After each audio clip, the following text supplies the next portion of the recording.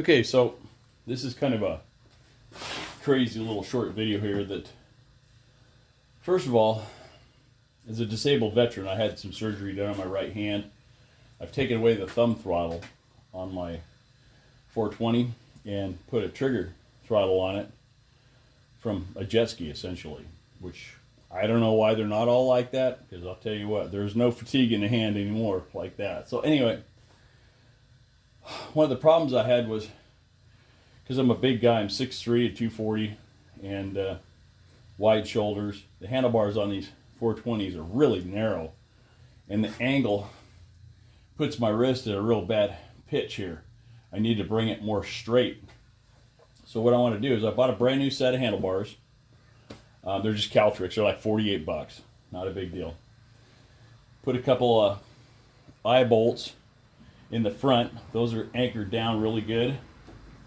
An eye bolt on each side. So what I'm trying to do is this pull that's back here, they call this back the pull or the sweep. I'm trying to bring that from 12 probably up to like 2 to 4. Just too much. So it'll take that pitch out of the wrist back to here by bringing that handlebar around.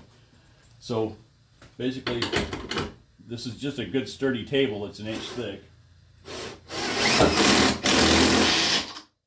We're gonna tighten these bad boys up.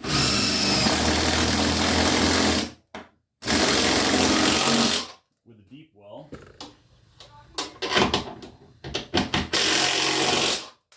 Like that. Now we're probably at about 2. I realize there's some spring involved in these handlebars. You do not want to heat up handlebars with a torch. I know people do it. Can't bend them back, you gotta heat them up with a torch, but once you do that, that tubing like that is so, it's so rigid and it's hardened. You heat it up and anneal it, and now you got something soft. You go around a corner or hit a bump, and now you're going to be bending your handlebars with just with muscle strength. So I'm going to let this sit like this for a little while, and then I'm going to come back and release these. And I'm going to bridge this in here, probably with a 2x4, whatever I can sneak in there with the threads that I have available here. I'll only get about 3 inches of threads under here. So I'll support underneath this, and then pull it down again. So we're actually twisting this part right in here. This is the part that we're actually twisting. And it's just kind of a hit and miss, hit and miss, hit and miss, little at a time, little at a time. You don't want to get in a big hurry with this. And you definitely don't want to hit it with heat.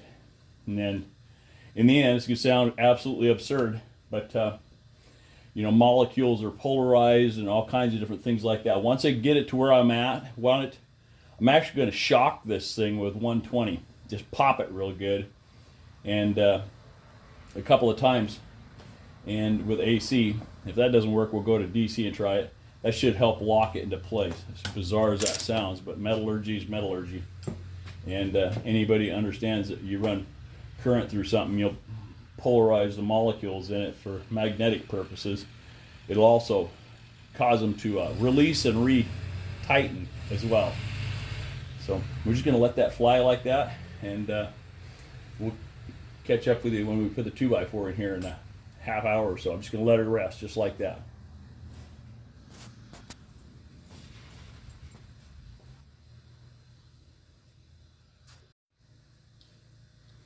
Okay, so now I've got some 1-inch strips here from some treated 2x4s that were laying about. Nice to keep some scraps around. Get those in there at the fulcrums, and then we'll come and try this again.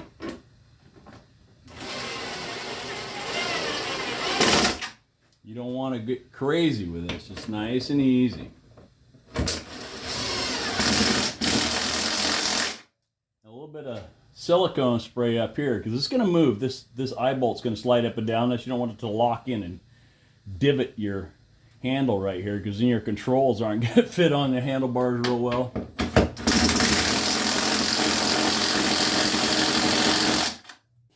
Definitely taking it.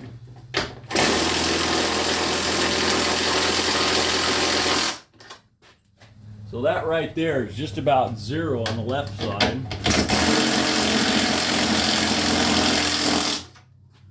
That's just about 0 on the right side here too.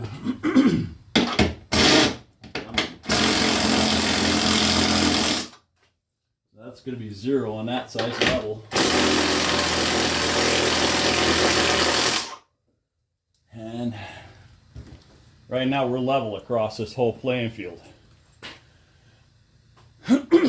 Now, I don't know what the chances are. I've never done it with these particular handlebars before, but there's been plenty of handlebars in my life. I've been doing this for 55 years now, and there's lots of things that can happen here. So hopefully we don't rip the bottom out of the table here, but this is 2 layers of 3/4 plywood. I think it's pretty sturdy. So now we're just, again, we'll let this bad boy sit here and hang on, and then we'll release it and see, we'll do a little measuring and see where we're at as far as even. There's going to be some adjustment. We're all done. This angle here, this rise, is going to have to change too. I want this to drop down. So we're going to have to flip this up, anchor it here and here, pull down on this. So that's going to be a real trick.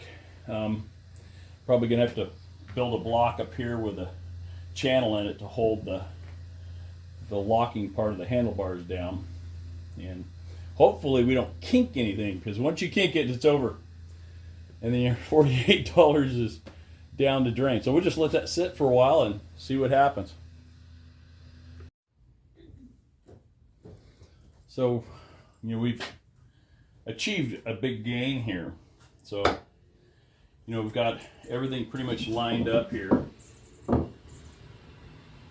Looks pretty skookum there. So now I'm going to go ahead and kind of try to overextend these things.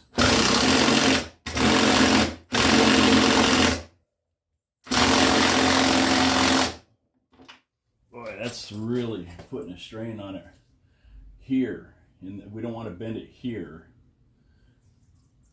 But it is what it is right now. I have to put a little bit to it.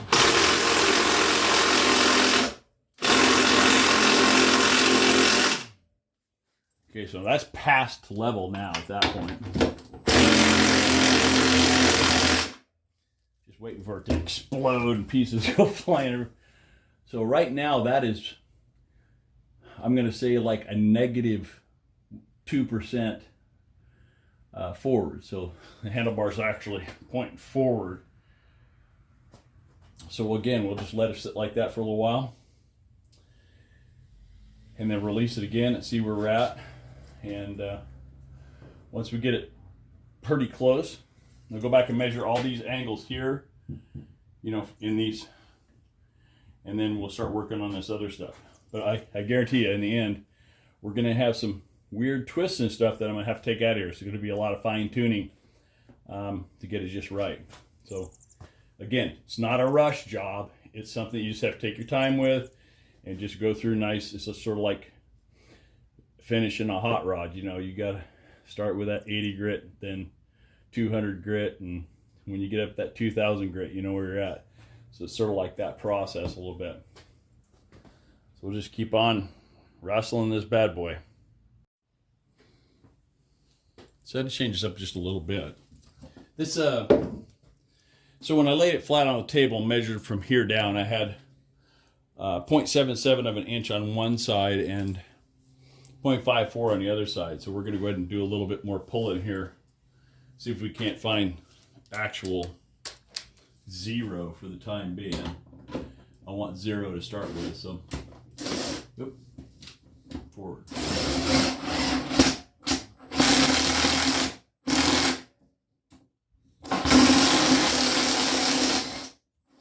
I'm gonna back this up just a little bit. We're not centered right here. I need to fix that real quick.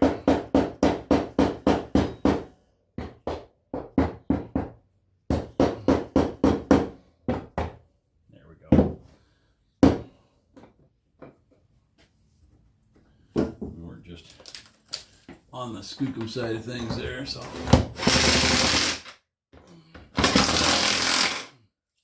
right, let me take that for a second. And now we're starting getting a little bit more on the technical side of things here.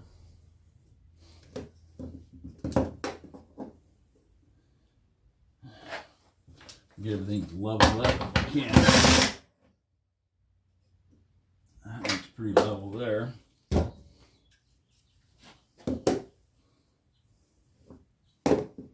Okay, now we give it the squeeze.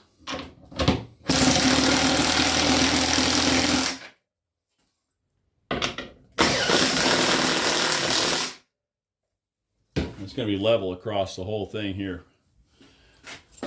Hopefully that gets us closer to what we need. I just can't tell you. I mean, like, I wear a 54 suit in the chest. I mean, I'm a big in the chest guy.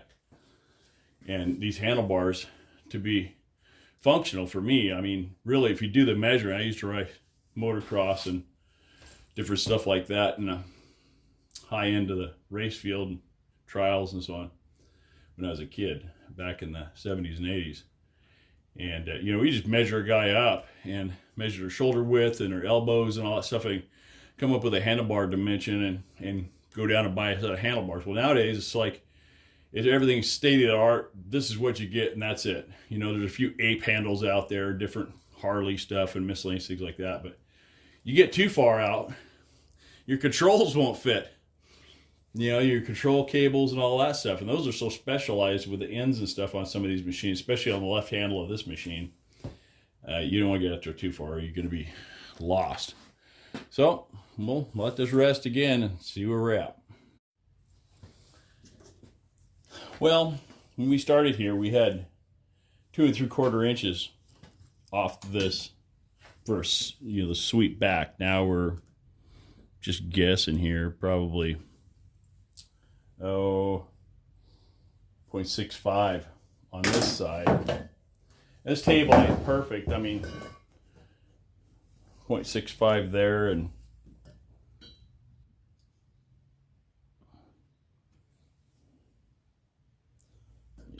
see where we're at. It's really hard to guess because this table isn't level. I had a flat piece of steel up here, it'd be a whole different thing, but yeah, about, I don't know, probably about 90 thousandths difference here. So we'll go ahead and flex that down.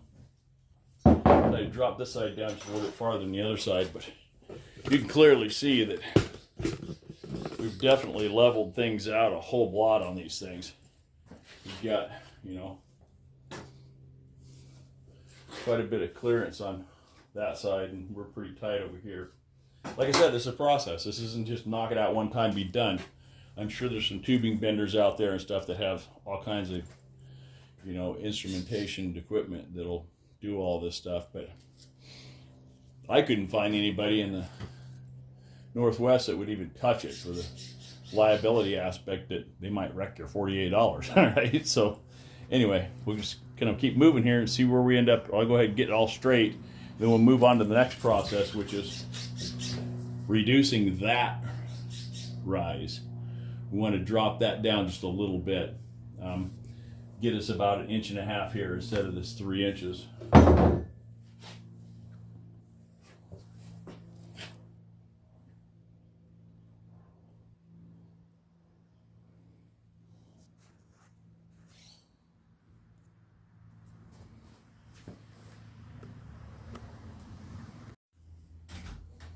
Well, I decided I wasn't even going to screw with this. I just anchored.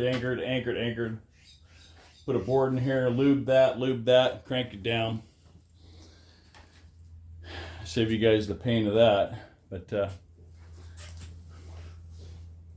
gonna have some angles to deal with here before it's all over with. So that's what we got so far. That's really pretty much taking it down to almost a, you know, your straight up dirt bike look, but that's what I gotta have to make it work. You know, a lot of times here in the Pacific Northwest, we'll go on 70 or 80 mile rides a day, and it's not logging roads. I mean, we're talking about hardcore stuff. You come out of there, your butt's hurting and your forearms are just burning. and it's got to be right. If it's not right, it's just a waste of time for me. So that's basically what we got going here, is just to try to accommodate that the best I can. You know, ADA stuff for ATVs is, it's a joke. I mean, they don't support it at all. I mean, they make a foot throttle and some other things that are just absolutely absurd for cruising around the farm or something maybe, but for getting work, actually getting stuff done, there's really nothing there. So anyway, I'll let this sit for a while. I'm going to measure it up a little bit. Might have to tighten it up on the left side there just a tad. That side looks a little loose, but time to start doing some measuring and find a piece of plate steel around here or something that I can measure with instead of the beat up deck of that table. Okay, so we have the finished product here. It's a lot more work than I anticipated. So we got a little out of square, but in, we got me a high-speed straight edge here. So you can see I got 2 degrees on that, which is perfect. The rise is all the same across there. Or not the rise, but that little bit of a lift there. I'm not sure even what they call that. But before, what I was having a problem with is with the handlebars coming way up here, my wrists were at an angle like this. That was hammering me. They took a bone out of my thumb there and fused it.